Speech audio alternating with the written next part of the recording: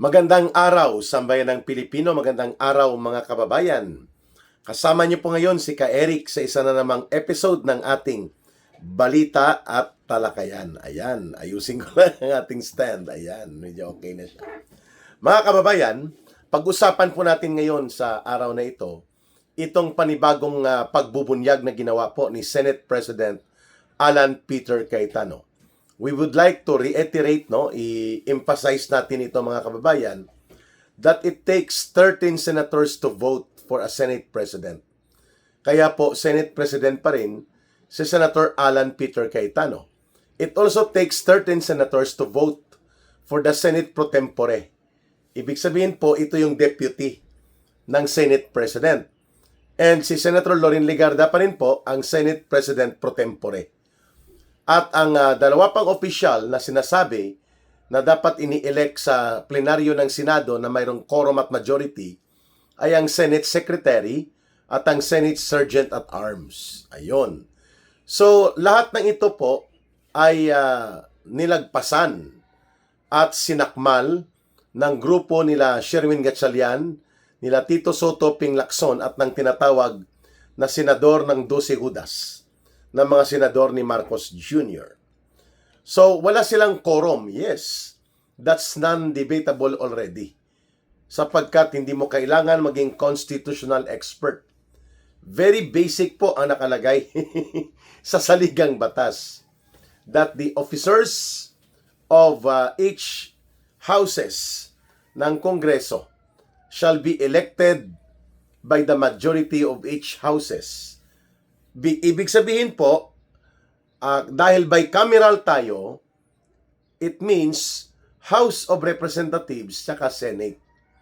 Mag-i-elect sila ng kanilang mga officials, no? Sa House of Representatives, Speaker, Deputy Speaker, etc., etc. Kung ano po nakatalaga sa kanilang officials na itinatakda para sa House of Representatives. Sa Rules of the Senate, ang ini-elect po sa Senado ay ang apat. Ang Senate President, Senate President pro tempore, ang Senate Secretary, at ang Senate Sergeant at Arms. Yan po ay ini-elect by the plenary. Sorry. Pag sinabi pong plenary, pasensya na po, medyo nilalamig po si Ka Eric, no? At tayo po ay under the weather, I think, but kaya naman, no, mga kababayan. Ang plenary of the Senate must have a minimum of 13, not 12, para magkaroon ito ng bisa ng tinatawag na legal and valid majority. So, ang legal and valid majority, 13. At yan po ang nag-elect kay Senate President Alan Peter Cayetano. Hindi po 12. Kagaya ng nais panindigan at igiit ng grupo nila Gatchalian. Basic po yun. Kailangan pa bang magpunta sa Supreme Court para i-rule ito? Of course, kung matino sana itong mga senador na ito, ni Marcos, hindi na sana. Kasi alam naman po nila na mali ang ginawa nila noong June 3, mga kababayan. At subalit, pinapanindigan pa rin po nila na tama sila. O kung tama kayo, 12 Judas na mga senador, bakit hindi kayo makapag-elect ng bagong Senate President? Dahil alam nyo wala kayong 13. Kaya naman po, ito ang ating ibubunyag. Sinabi po ni Senator Alan Peter Cayetano na kahit nasa kulungan na si Senator Jingo Estrada, ay nililigawan o binablockmail pa rin po siya ng grupo nila Senator Tito Soto at nila Senator Ping Lacson. At ang binabanggit po ni Senator Alan Peter Cayetano na mapapawalang bisa ang kaso na gawa-gawa lamang ng asong ulol at attack dog ni Marcos na si Boying Rimulya na ginagamit ang poder at kapangyarihan ng constitutional office ng ombudsman na inaabuso niya. Meaning, wala naman talagang kaso. Hindi naman talaga dapat sinampahan ng kaso si Senator Jinggoy Estrada. At ganun din po, no, ang iba pa mga senador sapagkat ang totoo naman dapat na inuna sa pagbubuo ng case build-up at pagsasampa ng kaso ay sila Marcos at Romualdez, lalo na sinabi na ito ni Boying Rimulya na sasampahan ng kaso daw si Romualdez. Subalit nang pumalag at nagkaroon ng pagbabanta itong co-mastermind ni Marcos Jr. na si Martin Romualdez, ang ginawa ni Boying Rimulya, nagdahilan at nagpalusot na hindi daw nagko-cooperate ang House of Representatives para magsumite ng mga records patungkol sa kaso na isasampa kay Martin Romualdez. Pwede ba yun? Ombudsman ka at ang daming mga testigo at mga testimonya na lumalantad at lumalabas na. Palusot itong attack dog ni Marcos na si Boying Rimulya. Ngayon, ano po ang punto ng pagbubunyag ni Senator Alan Peter Cayetano? Na si Senator Jinggoy Estrada, kahit na nakakulong pa po siya, ay patuloy ang pagkakaroon ng pressure and efforts to blackmail or suhulan siya, not ng pera, kundi ng pabor. Na tatanggalin ang kaso niya, ilalaglag at madidismiss lang ito. Basta tumawid siya sa grupo ng 12 Judas. At si Senator Jinggoy Estrada mismo po ay nagbunyag sa kanyang sariling pagbubunyag na mayroong ginagawang pangbablackmail laban sa kanya. At ang tinukoy ay ang grupo nila Senator Gatchalian, Senator Tito Soto at nila Senator Ping Lacson. Ano pong ipinapakita nito? That all along, bago pa po makulong at physically ay mahiwalay si Senator Jinggoy Estrada sa kanyang pagiging bahagi ng Senate majority at hindi na makakapag sagawa ng physical attendance sa loob ng Senado, ay kinausap na po siya ng grupo nila Marcos Jr. o Pinresure rather. And I'm talking about yung pagbubunyag na nauna na isiniwalat na rin po at ipinahayag ni Senator Alan Peter Cayetano na hindi lamang po ang grupo ng mga senador nila Tito Soto at Ping Lacson ang nagpipressure noon or nag-attempt ng so-called blackmail by way of palit kaso or laglag kaso na para tumawid si Senator Jinggoy Estrada at nang mabawasan ang numero ng original majority block na grupo nila sa pamumuno ni Senator Alan Peter Cayetano. At sasabayan sana siya ni Senator Chis Escudero, ang duwag at naghudas na si Escudero. So 2 plus 11, sana maging 13 sila, no? At siyempre, dahil si Senator Chis Judas Escudero lang ang nakipaghudasan kina Marcos at Lisa Araneta, ngayon under pressure din si Joel Villanueva. At mukhang ilang pulgada na lang, no, ang natitira at bibigay na ang pananatiling matatag sana ni Senator Joel Villanueva. Pero siyempre, kung anong gagawin niyang desisyon, sa kanya yon. Kung ano ang pananagutan at pagtingin ng taong bayan sa kanya, hindi niya rin yon pwedeng mapipigilan pa. Pero kita niyo na nakakulong na si Senator Jinggoy Estrada. Sabi ni Senator Alan Peter Cayetano, walang tigil ang pressure sa kanila. At ganon din po kay Senator Joel Villanueva. Alam po natin lahat na pati ang tatay niya ay kinausap na rin ng Malacanang. At when we talk about Malacanang, it's none other than the First Lady, yung asawa mismo ni Bongbong Marcos Jr. ang itinuturo na siyang nagmamaniobra. We're talking about Lisa Araneta na nangingialam sa mga internal na proseso at mga sensitibong bagay patungkol sa pag-iral at pag-inog ng gobyerno natin. Na hindi dapat sapagkat wala siyang mandato, that's the first. Number 2, hindi po siya pwede mangialam sa anumang pangsyon ng gobyerno dahil illegal yan. At pangatlo, ay hindi sakop ng opisina ng kanyang asawa ang Senado at hindi rin siya may otoridad coming from the President kahit siya ang First Lady. So lumalabas po na pati si Brother Eddie Villanueva, ang ama ni Senator Joel Villanueva na pinuno at tagapagtatag ng isang malaking religious organization sa Pilipinas, itong GIL, Jesus is Lord Movement, mga kababayan, ay kinausap na rin upang tumiklop at lumuhod na rin sa mga hudas si Joel Villanueva. Lumuhod na rin sa mga hudas. Bukas, luluhod ang mga tala. Parang pelikula ni Sharon Cuneta, naalala niyo pa yan? Mga Sharon yan. So, bukas, luluhod ang mga Villanueva. Si Brother Eddie at si Joel Villanueva. Sana hindi maging totoo, no?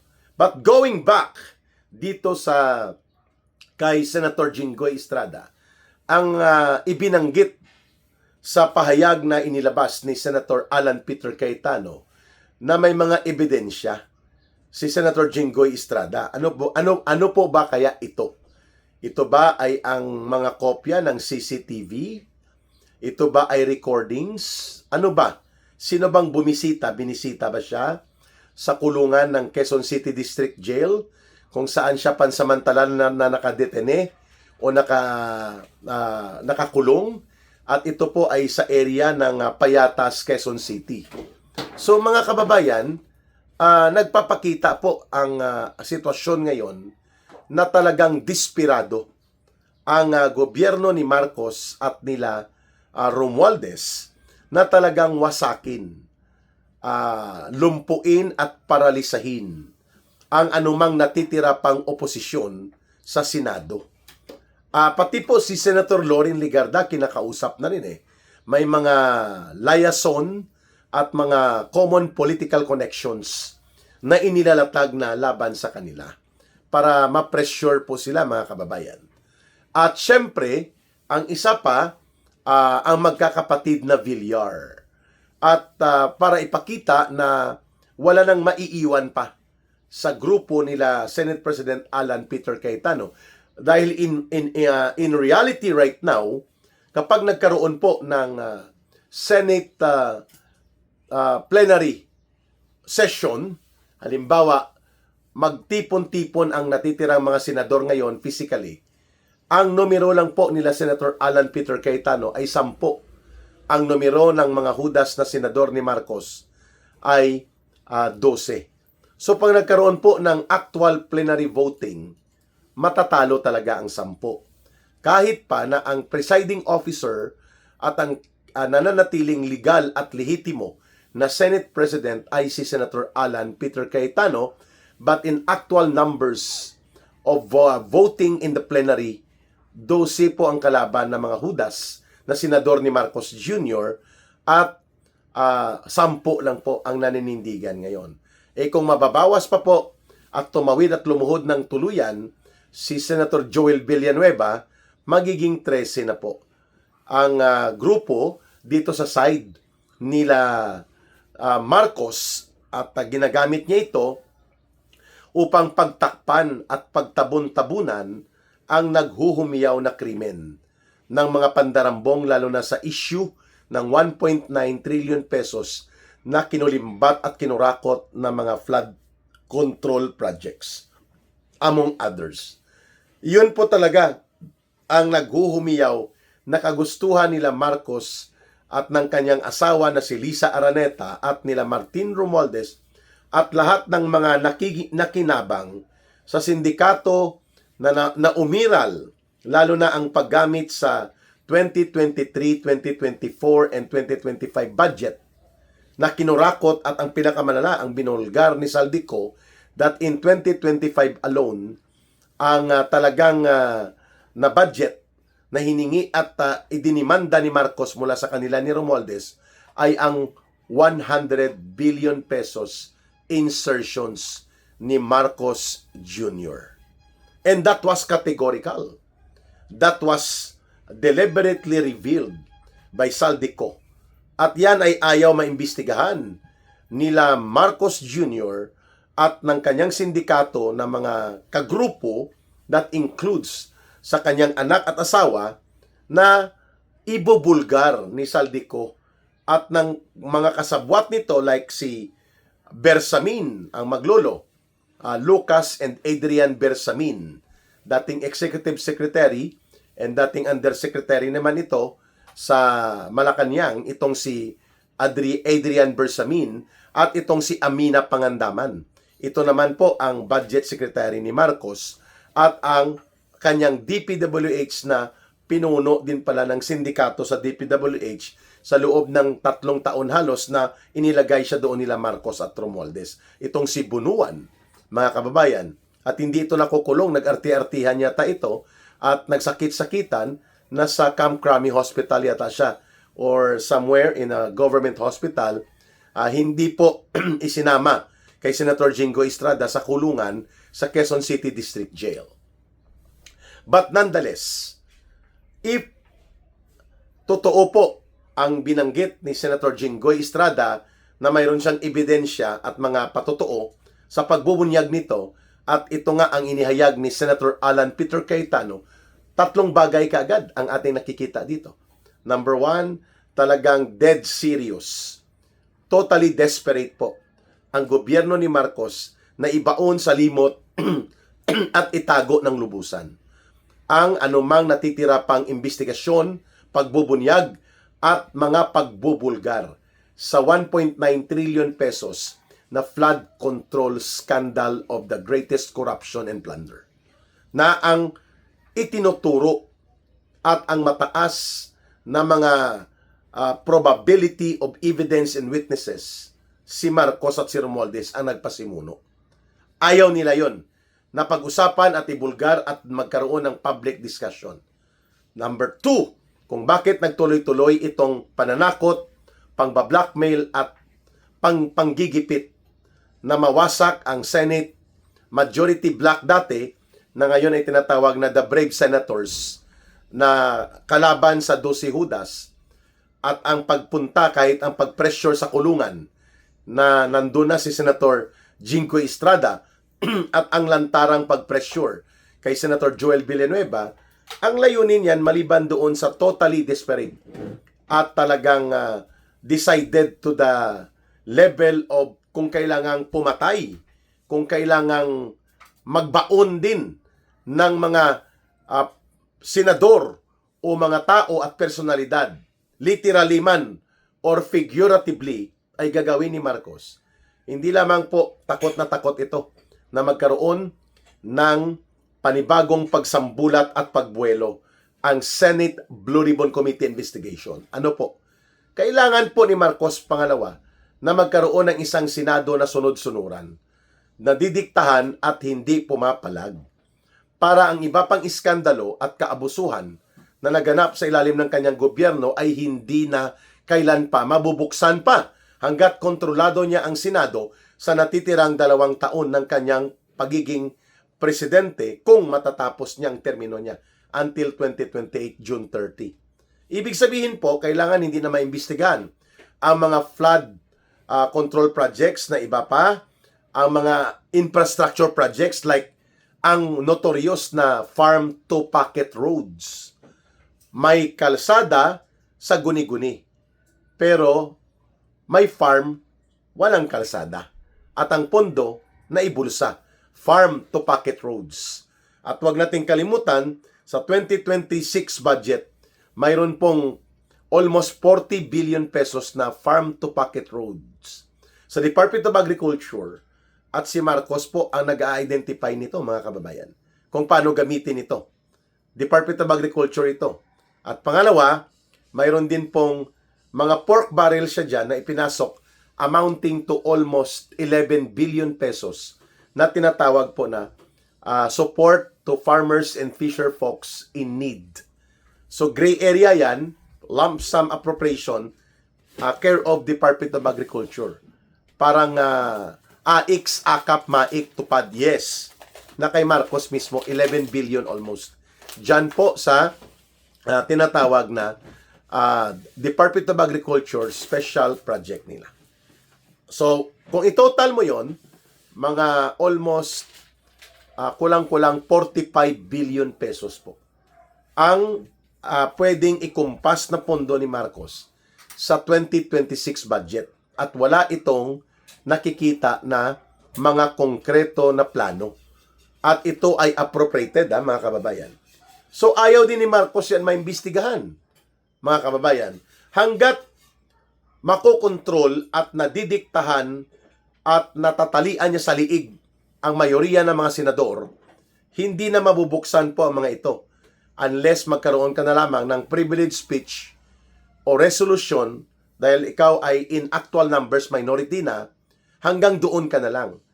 Whereas kung magkaroon ka ng majority, kagaya po ng na-achieve noong May 11, ng May 11, ay pwede pong ikaw ay mag-control ng mga importanteng komitiba. At yan po ang ayaw ni Marcos. So hindi lamang ito tungkol sa naghuhumiyaw na iskandalo ng korupsyon sa flood control, kundi mismo ang marami pang ibinaon at itinago na mga umaalingasaw at naghuhumiyaw ng investigasyon din dapat at pagbubunyag at panawagan ng pananagutan at paniningil na mga items in the budget, lalo na yung 100 billion pesos na sinasabi ni Saldico na direktang ipinag-utos sa kanya ni Marcos Jr. na ipasok nyo ang 100 billion insertions. Kung saan nyo yan hanapin, yan ang inyong problema. Importante yung 100 billion na yan ay maipasok nyo. That's an order. Oh, klaro mga kababayan. These are the things that Marcos needs together with his alipores sa sindikato na dapat ang Senado sunod-sunuran, kontrolado at hindi nadidiktahan because of that. At ang panghuli, kailangan ang Senado, kagaya sa House of Representatives, ay hindi pumapalag sa mga budget, hindi pumapalag sa mga policy. Halimbawa, itong pagpasok ng mga armamento pangdigmaan, including nuclear-capable war technology na ginagamit ng Amerika na ideposito at i-forward deployment sa Pilipinas. Illegal po yan. And you need an approval from the Senate para yan po ay magawan ng authorization or ang tinatawag na treaty-level agreement. Wala po yan. Sa EDCA, hindi po yan excuse na may EDCA ka, pwede kang magpapasok ng mga missiles at missile launchers dyan sa Northern Luzon. At ang pagpasok ng posible pinakamalaking paggawaan ng mga bala at mga armas or mga parts ng bomba ng Amerika sa Subic. So yan po ay nangangailangan din ng review and approval of the Senate sapagkat nasa constitutional duty yan ng Senado. So kailangan mo ang Senado na sunod-sunuran, na didiktahan at nakukumpasan ito, nakatali sa liig. The way itong 12 Judas would like to do with the kind of Senate that they want, as Marcos wants it. Diba? So yan po ang kabuang picture ng ating kinakaharap ngayon. Salamat po at mayroong pagbubunyag sina Senator Jinggoy Estrada at sila Senator Alan Peter Cayetano. Let's pray that they remain and continue to be strong, to stand in faith and solidarity sa interes ng taong bayan at mapangibabawan nila ang pressure on their personal safety and on their personal convenience and comfort na ngayon ay naiipit at nagigipit din po sila. Well, ang taong bayan mas lalong naiipit at nagigipit kung ang Senado na natitira, isa sa mga natitira na lamang na haligi ng check and balance sa demokrasya laban sa kaabusuhan sa kapangyarihan, lalo na sa ginagawa nila Marcos ngayon, ay titiklop at luluhod na rin. Sana po ay hindi mangyari ito. Maraming salamat mga kababayan at patuloy tayong mag-aral at mag-angat ng ating kamalayan at mga pag-unawa sa nagaganap sa ating bansa. May lamang ang taong bayan na nakakaalam ng tama sapagkat sa takdang panahon ang sama-samang pagkilos at kolektibong desisyon para magkaroon ng pagbabago at reforma sa ating bayan, sa ating lipunan, sa ating gobyerno ay makakamit sa tulong-tulong at malakas na paninindigan ng mamamayan. Mahalin po natin ang bansang Pilipinas. Walang ibang magmamahal nito kundi tayo ring mga Pilipino. Para sa Diyos at sa Pilipinas nating mahal, may God bless everyone. May Allah will be with those who are Muslim brothers and sisters. Maraming salamat po muli. Bye for now. Ito po si Ka Eric. Mabuhay!